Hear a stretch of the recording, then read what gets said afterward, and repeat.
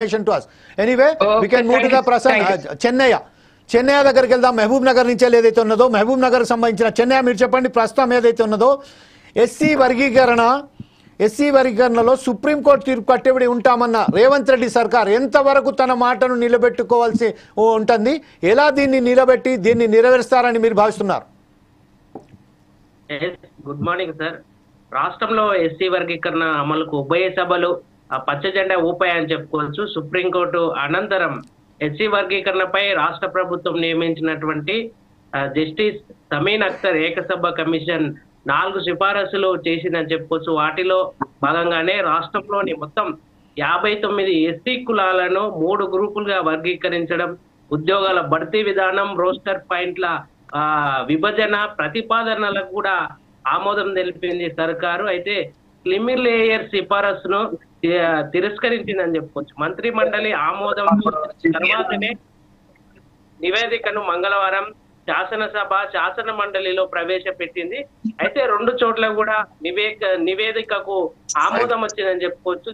So దాదాపు 3 దశాబ్దాలుగా వర్గీకరణ కోసం ఎదురు చూస్తున్నటువంటి వారికి కూడా ఇది లబ్ధి చేకూరుదని చెప్పుకోవచ్చు. మొత్తానికి ఏది ఏమైనప్పటికీ కూడా రాష్ట్ర ప్రభుత్వం ఈ యొక్క ఎస్టీ వర్గీకరణ ఆమోదం తెలిపిన తర్వాత ఈ రాష్ట్రంలో ఉన్నటువంటి మాదిగ సోదరులు అయితే సంతోషాన్ని వ్యక్తం చేస్తున్నారని చెప్పుకోవచ్చు. అయితే ఈ యొక్క విషయాన్ని శాసన మండలి శాసనసభలో ప్రవేశపెట్టిన తర్వాత కూడా ఈ యొక్క రాష్ట్రంలో ఉన్నటువంటి 2 ఎస్టీ వర్గంలో ఉన్నటువంటి మాల సోదరులు మాదిగ సోదరులు కూడా వాళ్ళ సంతోషాన్ని అయితే వ్యక్తం చేస్తున్నారని చెప్పుకోవచ్చు.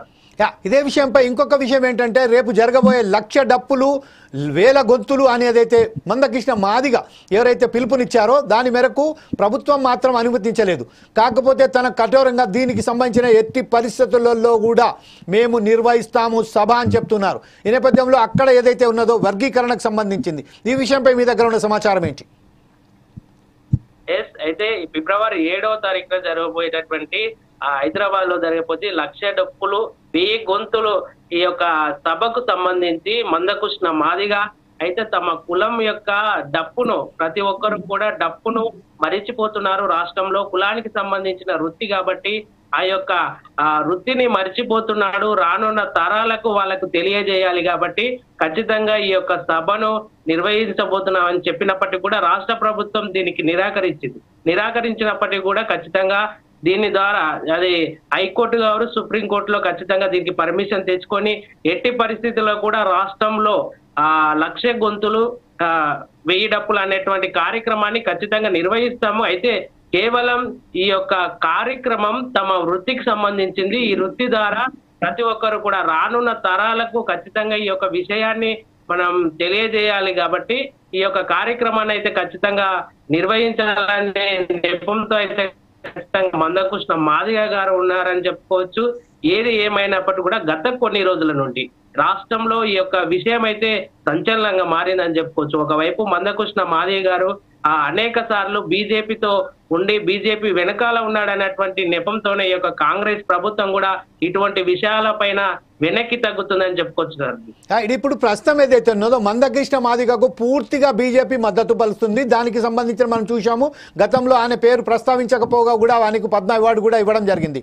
అయితే ఇప్పుడు ఏదైతే నిర్వహించబోతున్న ఈ సభలో బీజేపీ పూర్తి మద్దతుతోనే వస్తున్నారు. రాబోయే స్థానిక ఎన్నికలలో కూడా దీని ప్రభావం పడే అవకాశం ఉన్నదని చెప్తున్నారు. ఈ విషయంపై మీ దగ్గర పర్టికులర్గా తెలంగాణ వ్యాప్తంగా మాదిగలు ఏమంటున్నారు?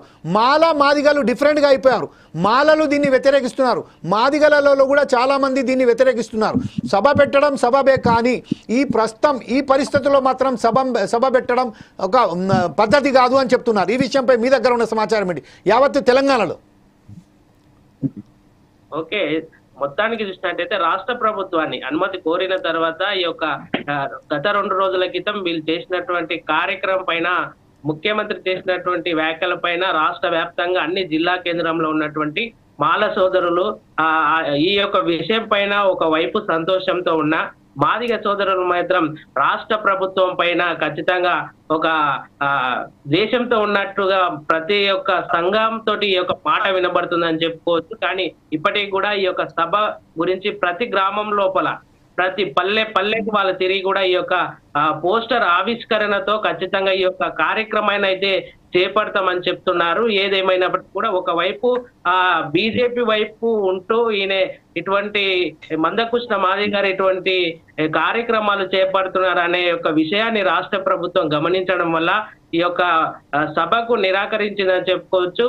చూడొచ్చు, ఈ రానున్న రోజుల్లో స్థానిక సంస్థలు కూడా మనకు ఉన్నాయి. స్థానిక సంస్థల్లో ఖచ్చితంగా ఈ యొక్క ఓటు బ్యాంకు ఖచ్చితంగా మనకు వాళ్ళకు అధికారంలో ఉన్న పార్టీకి మైనస్ కావడం వల్ల ఈ యొక్క విషయాన్ని ముందే గమనించి ఖచ్చితంగా స్థానిక సంస్థల తర్వాత ఈ యొక్క సభను నిర్వహించుకోవటని ఒక వాళ్ళకు ఇన్ఫర్మేషన్ గా చెప్పిందని చెప్పుకోవచ్చు సార్. Right, okay. ఇప్పుడు మనం సతీష్ విజయవాడ దగ్గరికి వెళ్దాం. విజయవాడ సతీష్ మనతో లైన్ లో ఉన్నారు, ఫోన్ లైన్ లో. కానీ ఒక విజ్ఞప్తి